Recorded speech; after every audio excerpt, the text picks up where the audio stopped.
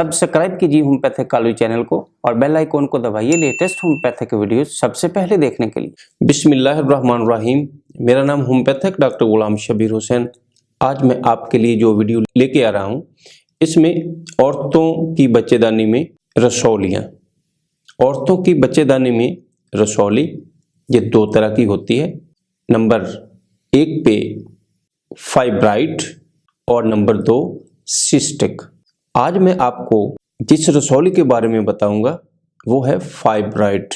Fibroid tumour जो कि मुख्तलिफ टिश्यू इकट्ठे होने से बनता है। फाइब्राइड टिश्यू बच्चेदानी में भी हो सकता है और ओवरी में भी हो सकता है।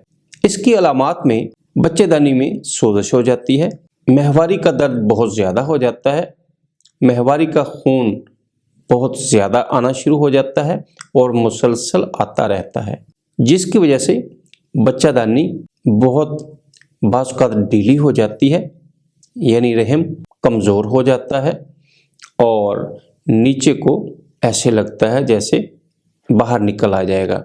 बच्चेदानी अपनी जगह से हट जाती है, जिसकी वजह से मरीज़ा को बहुत ज़्यादा तकलीफ़ महसूस होती है। ये अलामत अक्सर औरतों को देखने में आती है।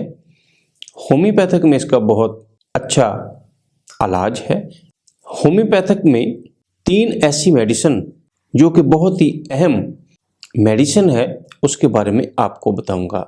उसमें नंबर 1 पे फ्रैक्सिनस अमेरिकाना। दोस्तों, जिन लोगों को बच्चेदानी में या ओवरी में फाइब्राइड ट्यूमर है वो फ्रैक्सिनस अमेरिकाना मदर टिंचर 10 कतरे 2 घूंट पानी में दिन में 3 दफ़ा कुछ वक़्त इस्तेमाल करने से इंशाल्लाह फ़ायदा हो जाता है। दूसरी मेडिसिन काली आयोडाइड है।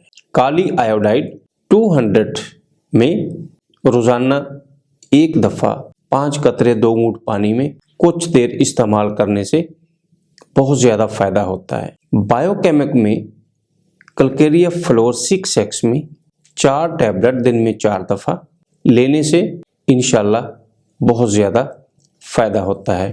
ये 3 ऐसी मेडिसिन जिसमें फ्रैक्सिनस अमेरिकाना, काली आयोडाइड और कल्केरिया फ्लोर, इसको मुसलसल 2 माह इस्तेमाल करने से इंशाल्लाह मरीज़ को इससे बीमारी से निजात मिल सकती है और मरीज़ ऑपरेशन से बच सकता है। दोस्तों, ये मेरी वीडियो आपको कैसी लगी? अगर अच्छी लगे तो अपने दोस्तों से फेसबुक पे और व्हाट्सएप पे शेयर ज़रूर कीजिएगा। वस्सलाम।